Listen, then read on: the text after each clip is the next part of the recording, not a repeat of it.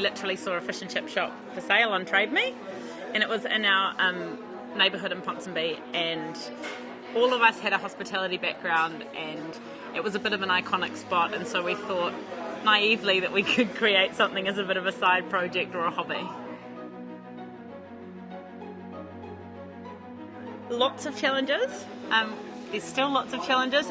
Initially, we thought we could run it as a side project, which is hilarious when you think about it now. A business that you really want to succeed, I think, needs your focus.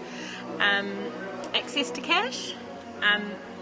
The classic entrepreneur's slip up is underestimating that, so we did that as well. We've got a huge tribe of staff now. There are about 55 of them, and keeping them all excited about what we're doing and working towards our goals together is a big challenge, but it's also the best part as well.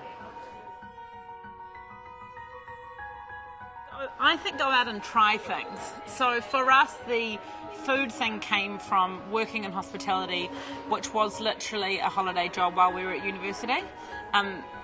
Then we sort of realised that food, wine, hospitality, all of that was our thing.